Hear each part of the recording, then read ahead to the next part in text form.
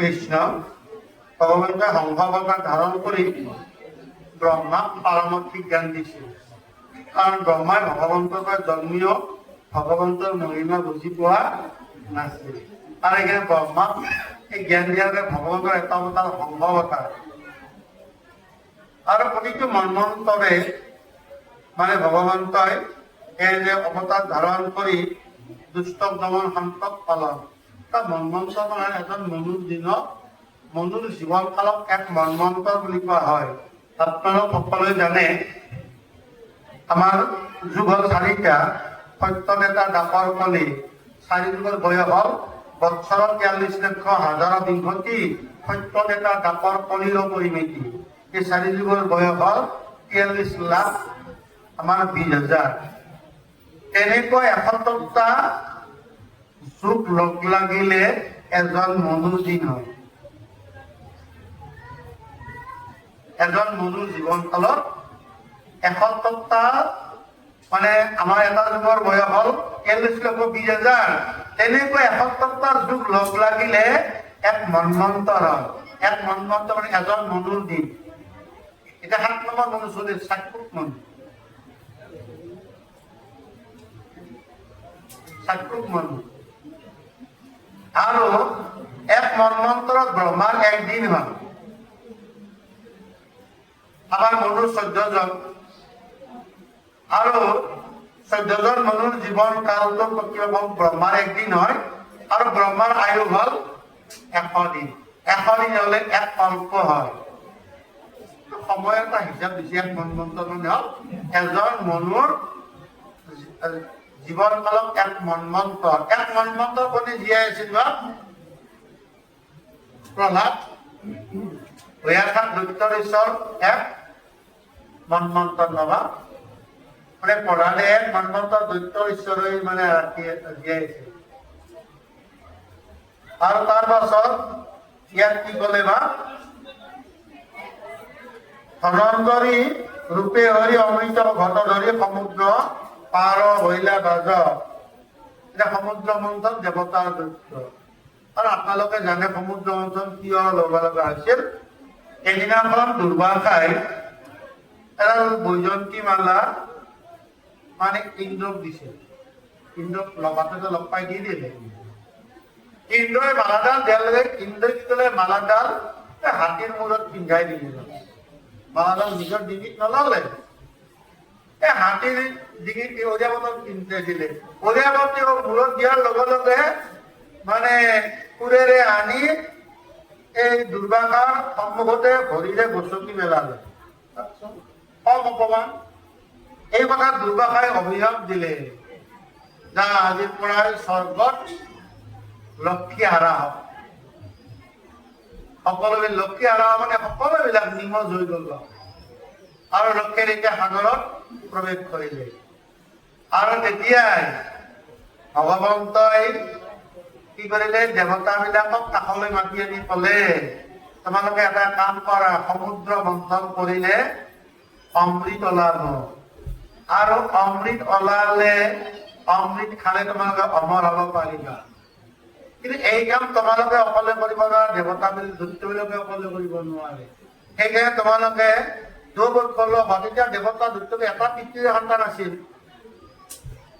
আৰু তেতিয়াই ইন্দ্ৰই ক'লে এটা কথা, কাৰণ তেওঁলোকে আমাৰ লগত কিয় সমুদ্ৰ মন্থন কৰিব আহিব? কাৰণ তেওঁলোকৰ গুৰু হ'ল শুক্ৰাচাৰ্য। শুক্ৰাচাৰ্য সঞ্জীৱনী মন্ত্ৰ আছে। কৰ্মাই মৰিলে শুক্ৰাচাৰ্য জীয়াই দিব। আমাৰ লগত তেওঁলোক কিয় লগ হ'ব? তেতিয়া ইন্দ্ৰক ক'লে ইন্দ্ৰ এতিয়া তোমাক এটা কথা শিকাই দিলো। তুমি শুক্ৰাচাৰ্য যদি বাধা দিয়ে এই প্ৰস্তাৱটো দিয়ে তেতিয়া তুমি কি ক'বা জানা? হে শুক্ৰাচাৰ্য, হয় আনক কোনোবাই মাৰিলে আপুনি জীয়াই দিব, কিন্তু আপোনাক মাৰিলে আপোনাক কোনে জীয়াই দিব? এই প্ৰশ্ন তুমি শুক্ৰাচাৰ্যক কৰিবা।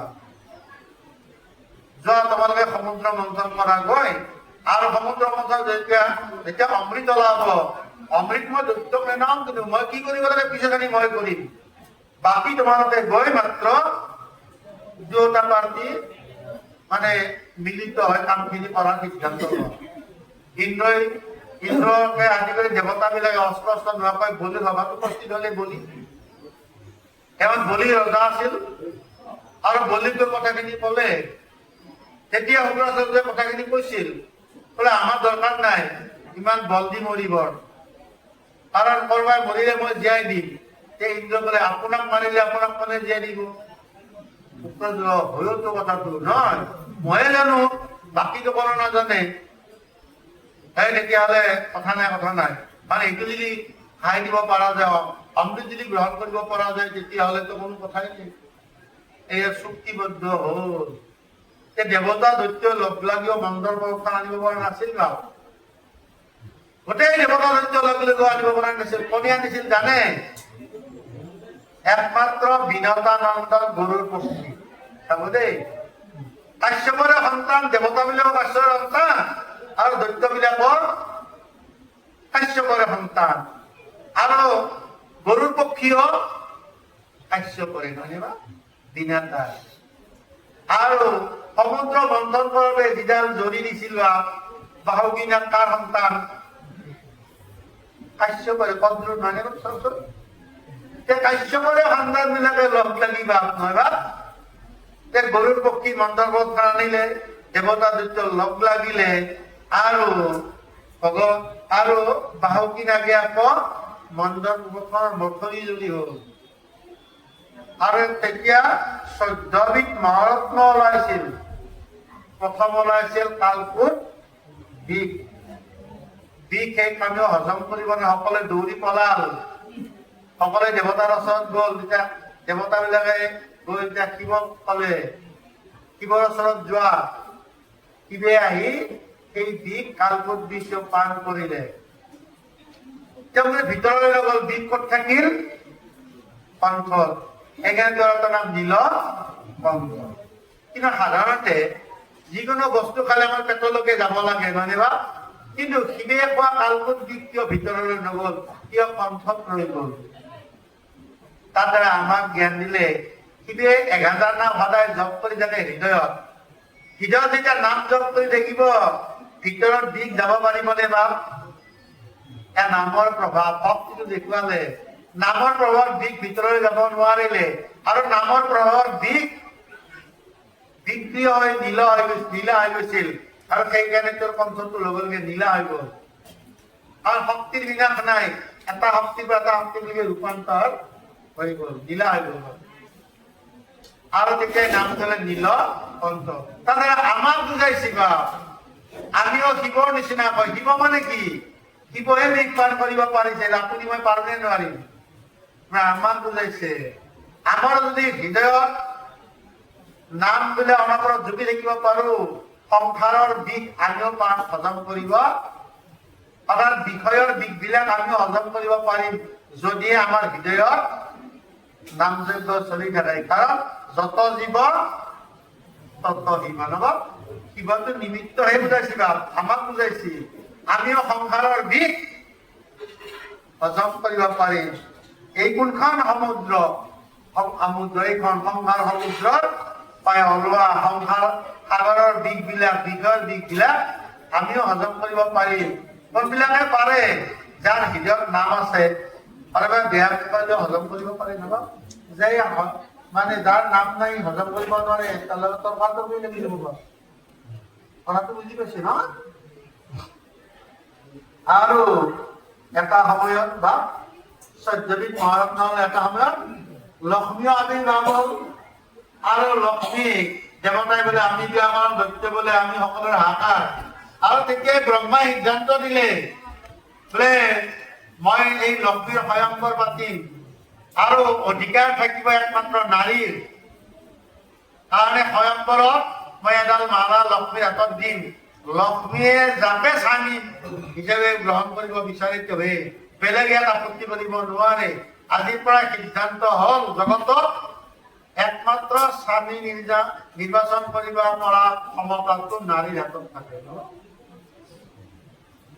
এতিয়া যদি কোনোবাই এজনী ছোৱালী পলাই নিয়ে নবা ছোৱালীজনী যদি মানে থানাত যাই কয় নাই মোক বল কৰি আছো আহিব মন নাছিল আপুনি ফাঁচি গ'ল আৰু ছোৱালীজনী কয় যদি কয় নাই মই একদম ভাল পাওঁ ইয়াত ইয়াৰ কিবা আত্মগীতে নিবিচাৰো তেতিয়াহ'লে আপুনি হাৰি গ'ল নহয় সাতজন ভাৱ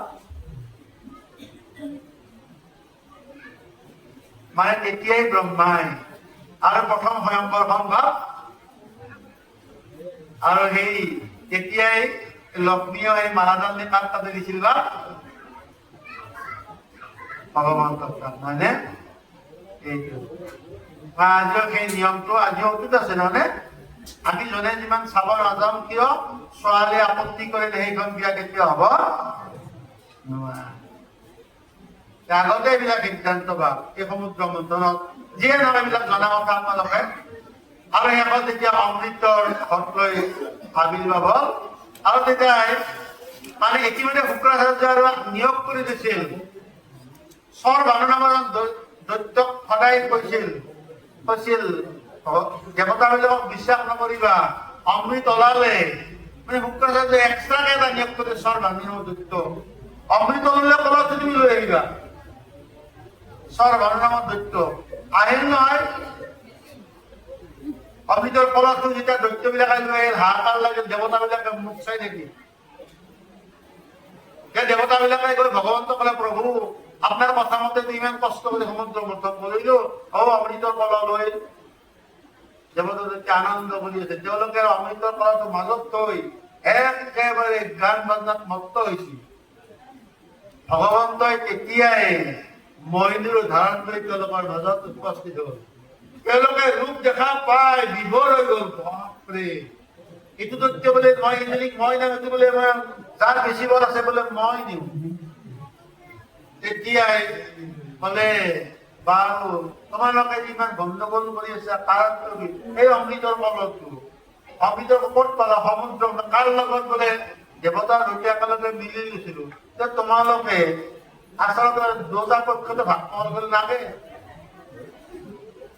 তেতিয়াহ'লে এই তোমালোকে যদি এই অমৃতৰ কলহটোৰ কাৰণে ইমান গণ্ডগোল কৰিছা মই ভগাই দিলে আপত্তি আছে নে বোলে নাই আপুনি ভগাই দিলেতো বৰ ভাল পাম কাৰণ এনে অমৃত তাতে আৰু তোমাৰ হাতেদি খাব পালে আৰু বেছি বিজা হ'ব নহয়নে